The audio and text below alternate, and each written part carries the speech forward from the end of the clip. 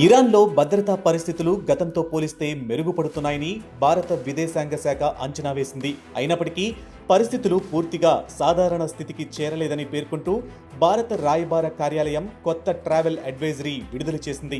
ఈ అడ్వైజరీ ప్రకారం పర్యాటకం, వ్యక్తిగత పర్యటనలు, వ్యాపార సమావేశాలు వంటి అత్యవసరం కాని ప్రయాణాలను ప్రస్తుతం పూర్తిగా వాయిదా వేసుకోవాలని భారతీయులకు సూచించింది. ప్రభుత్వ విధులు, అత్యవసర ఉద్యోగ అవసరాలు లేదా తప్పనిసరి కారణాలు ఉంటే మాత్రమే ఇరాన్కు వెళ్లాలని తెలిపింది.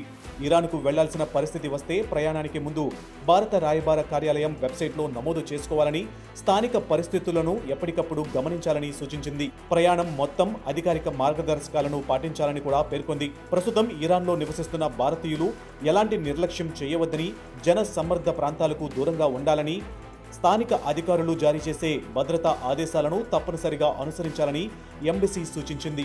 అత్యవసర పరిస్థితుల్లో భారత రాయబార కార్యాలయాన్ని వెంటనే సంప్రదించాలని తెలిపింది.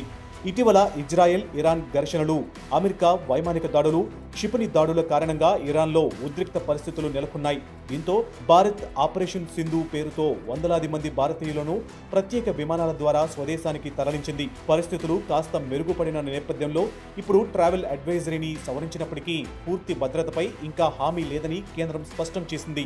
ఇరాన్లో పరిస్థితులు రోజురోజుకు మారే అవకాశం ఉన్నందున భారతీయులు సోషల్ మీడియా పోస్టులను నమ్మకుండా భారత విదేశాంగ శాఖ తెహరాన్లోని భారత రాయబార కార్యాలయం విడుదల చేసే అధికారిక ప్రకటనలను మాత్రమే విశ్వసించాలని సూచించింది. మొత్తానికి పరిస్థితులు మెరుగవుతున్నా ప్రమాదం పూర్తిగా తొలగిపోలేదని భావిస్తున్న భారత్, అత్యవసరం అయితేనే ఇరాన్కు వెళ్ళండి, లేదంటే కొంతకాలం వేచి ఉండండి అనే స్పష్టమైన సందేశాన్ని భారతీయులకు ఇచ్చింది.